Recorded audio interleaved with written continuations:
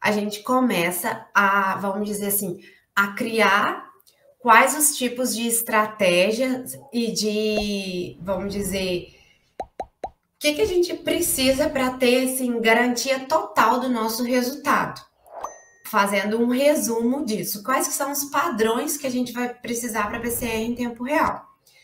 Então, isso foi o que o professor comentou. Nós vamos estruturando o laboratório, já que a gente tem uma ISO 17025, que ela vai nos dar, vamos dizer assim, a base e o direcionamento para todos os nossos passos.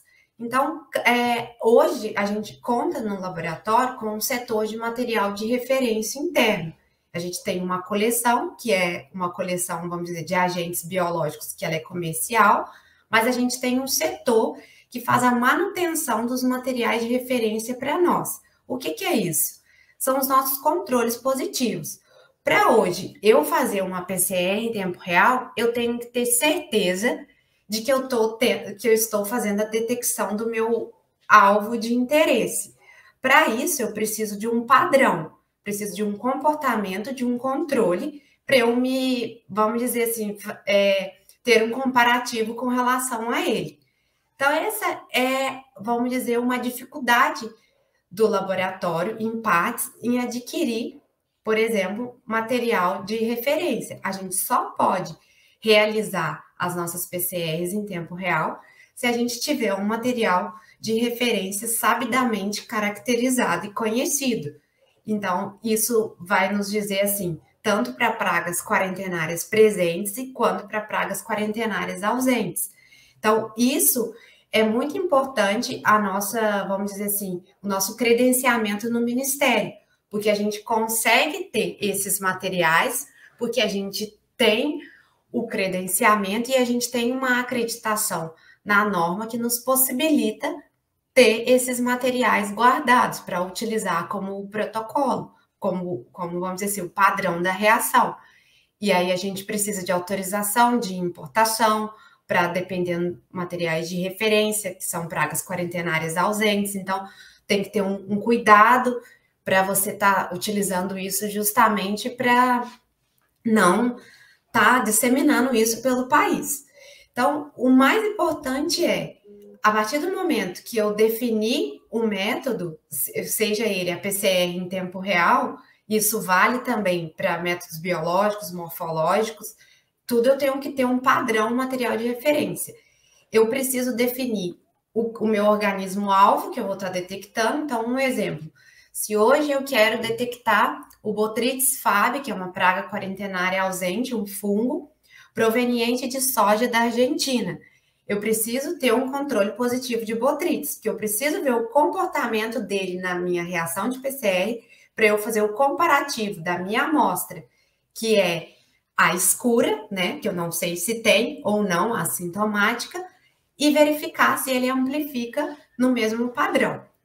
E da mesma forma, eu tenho que definir patógenos não alvos que eu possa estar, vamos dizer assim, que possa estar tendo confusão ou poderia estar mascarando meu resultado. Então, por exemplo, o Botrytis cinerea eu tenho no Brasil. Ele é uma praga comum, não é quarentenária, e ele também tem frequência em estar associado a sementes de soja. Então, por isso, eu tenho que verificar se os meus primes estão realmente específicos, que vai estar detectando o meu Botrytis fab e não tendo inespecificidade com o meu Botrytis cinerea. E para isso, eu preciso de quê? Também de insumos, equipamentos e qualificar profissionais atrelados junto para ter, vamos dizer assim, essa análise crítica desse resultado. Então, por exemplo, aqui eu preciso de, vamos dizer, equipamentos que estejam calibrados.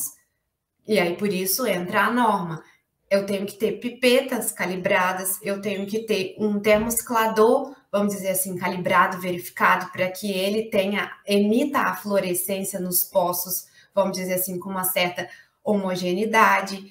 E para tudo isso eu resguardar de que meu resultado ele está sendo assertivo. Nós temos uma pergunta aqui da Patrícia sobre como que está o cenário da detecção molecular de nematóides, se já existem métodos para todas as espécies. Para nematóides, hoje no laboratório, a gente tem algumas PCR em tempo real para algumas espécies de meloidógene e para o meloidógene incógnita, meloidógene javânica. E também temos a PCR em tempo real para Felencoides besseyi. E hoje, vamos dizer, o laboratório tem avançado bastante nessas detecções também.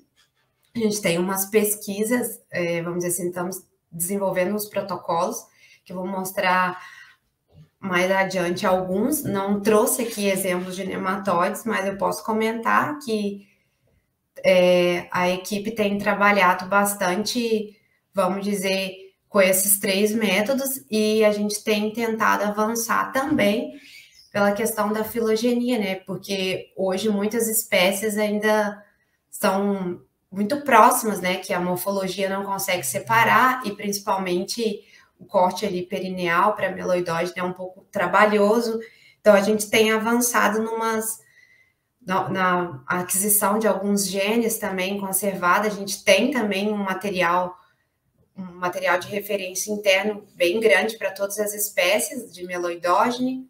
Temos de pratilencos, temos também de heteródera, e que pode estar, vamos dizer assim, não tem muitas hoje desenvolvido na literatura, ainda tem alguma, mas a gente também, vamos dizer que a gente tem métodos no laboratório de acordo com a necessidade do mercado, que é o que o professor comentou.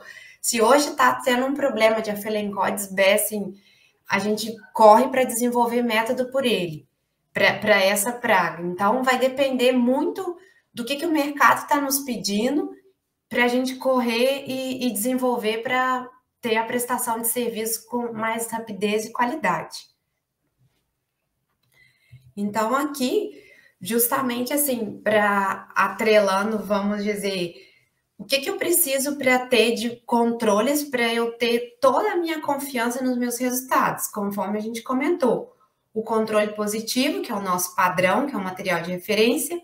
A gente pode ter ele, vamos dizer assim, em cultivo puro, que é principalmente para nematóide, que hoje nós ainda temos, ainda tem a etapa, vamos dizer assim, de extração dos nematóides da matriz vegetal e o indivíduo, né, puro, a gente faz a PCR dele, mas claro que hoje a gente já tem outras tecnologias também que a gente tem buscado com relação ao NGS, né, para não precisar de tentar fazer essas extrações, né, do indivíduo, mas isso são protocolos ainda estamos desenvolvendo. E também a gente pode ter, vamos dizer assim, que é o que a gente mais tem no caso de um laboratório de detecção, que é o patógeno associado à matriz. Então, por exemplo, a gente tem o stenocarpella associado à semente de milho, o botrytis associado à semente de soja.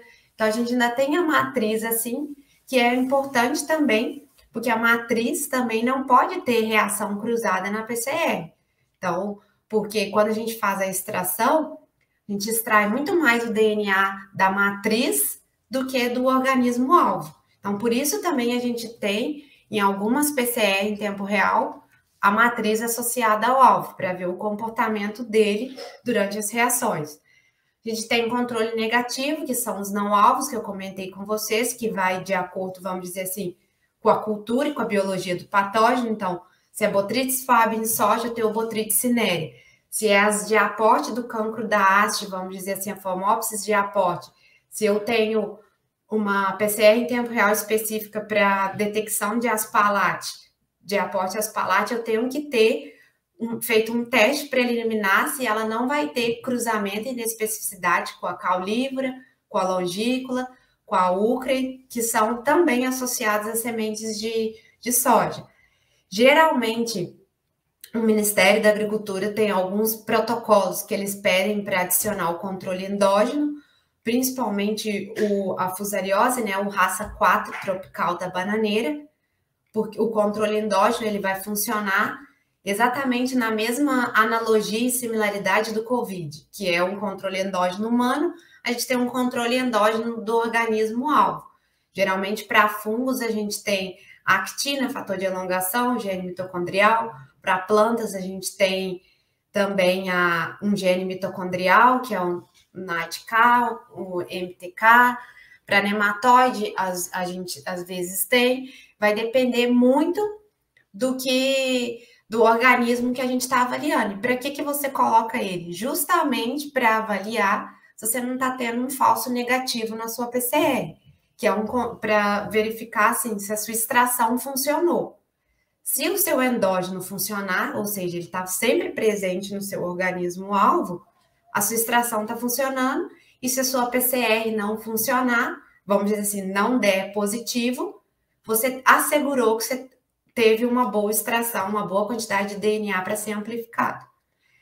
Hoje também a gente coloca nas reações o branco da extração e o branco do ambiente, que é para justamente, principalmente nos processos de cyber green, mas o de sonda também a gente coloca, que é para ter certeza de que os seus reagentes não têm nenhum tipo de contaminação. Porque como eu havia dito, se o cyber ele tem afinidade por fita dupla, se houver uma contaminação com fita dupla, você já sabe que não veio do seu reagente, que provavelmente o que você está detectando é realmente seu organismo-alvo. O branco do ambiente também, hoje, vamos dizer assim, pela nossa diversidade de pragas, de extrações e de materiais, a gente tem estações de trabalho. Então, a gente tem separado capelas de extração de RNA e DNA, para não haver essas contaminações. E o importante, nós trabalhamos muito com detecções de extrações de kit. E a gente sabe, se a gente quiser, vamos dizer assim, que todos os kits, eles extraem tanto DNA quanto RNA. Claro que com a finalidade de cada um vai ter a concentração menor do outro. Por exemplo, um kit de extração de RNA é para RNA, porém ele pode extrair um pouco de DNA, se você não tratar com DNAs. E da mesma forma, um kit de DNA pode extrair RNA, se você não tratar com RNAs. Então, para não haver esse tipo também de contaminação, a gente faz o branco do ambiente de extração. Então, e aí por isso nós tomamos um cuidado maior de estar separando. Então, o laboratório hoje, a biologia molecular, ela é segmentada em 4 ambientes, que é a parte de extração, separado DNA e RNA com as estações de trabalho. Depois a gente tem uma estação de trabalho só para poder fazer a pipetagem, vamos dizer assim, dos master mix. Lá não vai a amostra, vai só os reagentes da PCR, que é o branco da extração, que é, vamos dizer assim, eu estou assegurando que eu não tenho nenhuma contaminação na minha parte de extração, e para eu assegurar a minha parte de reação, eu também coloco um branco da reação, que é os ingredientes, vamos dizer assim, da PCR. E depois eu tenho a parte que eu faço a pipetagem das amostras. Então, lembrando que a gente não trabalha, vamos dizer assim, só com um tipo de patógeno, né? Vários, então ali são vários DNAs e RNAs, vamos dizer assim, de vários patógenos ao mesmo tempo. Então, a gente tem uma sala separada só para pipetar a amostra.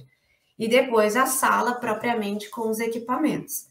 Nós dispomos hoje de 3 termocicladores de tempo real, 2 da Applied e 1 da QIAGEN. E provavelmente a gente vai estar adquirindo um novo, que é também com uma capacidade maior de 96, que é o que a gente tem, 96 amostras de corrida. E é tudo isso conforme o quê? O mercado, a demanda. Se está aumentando, há necessidade de comprar mais para poder sempre estar dando, vamos dizer assim, o sentimento de urgência, dando resultado mais rápido para, vamos dizer assim, garantir a confiabilidade maior dos resultados por uma técnica que é super específica, e também para a fidelização do cliente também, né? Porque ele está lá no porto com a carga parada, necessitando fazer os trâmites comerciais.